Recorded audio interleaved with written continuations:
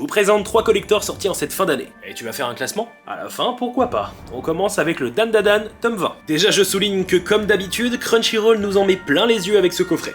Parce que certes, il y a l'illustration de base, mais aussi les dessins sur les côtés qui sont très bien choisis. Bon, c'est bon, tu l'ouvres?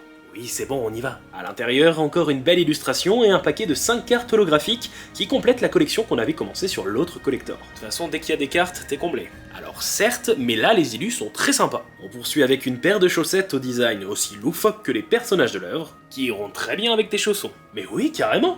Bon après j'ai peur de les abîmer, donc je verrai. On continue avec un ex-libris de toute beauté, comme beaucoup de planches de l'œuvre finalement. Puis on arrive au manga, et sa jaquette exclusive qui est juste merveilleuse. Aucun débat possible.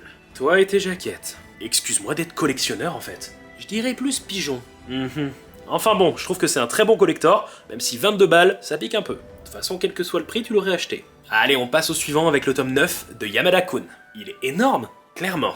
Et quand on l'ouvre, on trouve un gobelet. Un gobelet? Ouais, un gobelet.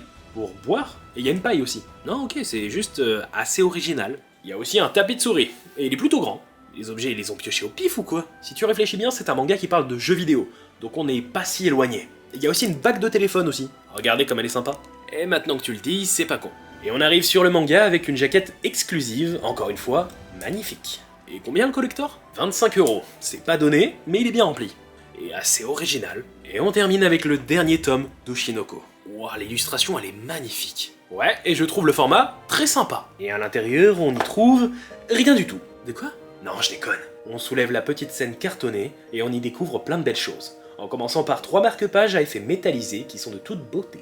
C'est quand même fou, tu te sers jamais des marque-pages mais t'es toujours content d'en avoir. C'est pas faux. Ensuite, on a 3 belles planches de stickers ainsi que 2 ex-libris qui puent la classe. Des illustrations qui envoient du lourd. On a ensuite un petit carnet de notes, dont tu te serviras jamais. Bingo. Enfin, on a des tampons et le Saint Graal, le fameux manga. Et pas de jaquette alternative. Non, mais en vrai, c'est pas très grave parce que celle de base fait déjà bien l'affaire. Regarde-moi comment ça brille. Ouais, c'est vrai.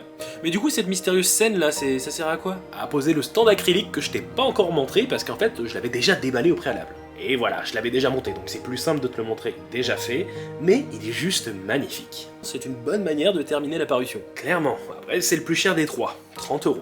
Ouais, je suis pas étonné. Mais du coup, c'est lequel ton préféré? Je dirais quand même Oshinoko. Mais c'est sans doute parce que le dernier tome m'a fait chialer, donc ce classement n'a aucun intérêt.